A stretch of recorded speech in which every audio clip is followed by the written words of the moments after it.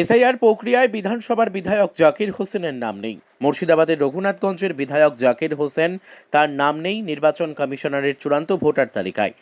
এই নিয়ে ক্ষোভ উগড়ে দিলেন বিধায়ক জাকির হোসেন।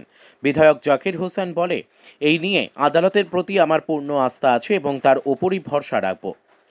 মুর্শিদাবাদের জগন্নাথগঞ্জ থেকে জয়ন্ত রায়ের রিপোর্ট, বিগ নিউজ বাংলা। বিচারে লেখা আছে সে বিষয়ে কি বলবেন? দেখেন, আমি একজন ভারতীয় নাগরিক। আমরা বিচার ব্যবস্থার প্রতি আস্থা আছে, কিন্তু আমাদের যে নির্বাচন কমিশন বলেছিল যে নিরপেক্ষভাবে বৈধ ভোটার না বাদ যায়, আপনারা দেখতে পাচ্ছেন আমার মতো লোককে যদি করতে পারে, যত লোককে হিয়ারিং ডেকেছে সারা পশ্চিমবাংলায় উঠল।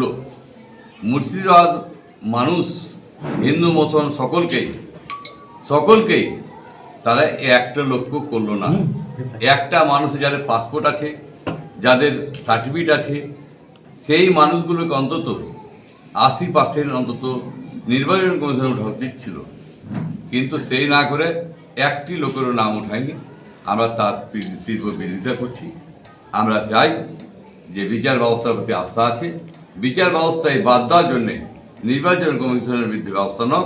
কিন্তু আমরা আজকে আমার কাছে ভারতীয় পাসপোর্ট আছে, আমার 2002 সালে নাম আছে, আমার বাবার নাম আছে, আমার দলিল আছে 1932 সালের দলিল আছে, তার আগেকারও আছে। আমরা এমন নয় যে আমার বাবা মারা গেছে আজ 19 বছর হলো, আমার বাবা 25 বছরে মারা গেছে। আমার বাবা দাদু সকলেরই কাগজ আমাদেরকে আছে, এবং আমার কাছে পিস্তলের লাইসেন্স আছে, পাসপোর্ট আছে, আধার কার্ড আছে, ইনকাম ট্যাক্স দিয়েছি তার আছে। তাহলে এতদিন কি আমাদের কাছে যে ট্যাক্স নিয়েছে, আমি একজন প্রতিষ্ঠিত ব্যবসায়ী হিসাবে ট্যাক্স নিয়েছে কি অবৈধ নিয়েছে সরকার? আর একটা লোকের কি যোগ্যতা নেই মুর্শিদাবাদের যে একটা লোকেরও নাম উঠলে, যারা আগে এসআই ডেকেছে একটা উঠালেন না? নির্বাচনের কমিশনে কি দ্বিচারিতা, কি বিজেপির হয়ে দাঁড়ালি করছে? আজ হিন্দু মুসলমান সকলকেই যে আমরা দেখতে পাচ্ছি সকলে আতঙ্কে ভুগছে। আমি বলছি আপনারা কি আতঙ্কে ভুগবেন না? আমাদের মাননীয় মুখ্যমন্ত্রী বাংলার নেত্রী আছে এবং আমাদের দল আছে। আমরা চাইব প্রতিটা মানুষ, নাগরিকের অধিকার আছে যে আপনারা জানেন বলেছিল একটা বৈধ ভোটার বাদ যাবে না, কিন্তু সেটা না করে বৈধ ভোটার একটা মুর্শিদাবাদ তুলে নি। মুর্শিদাবাদের মানুষ কি অপরাধ করেছে?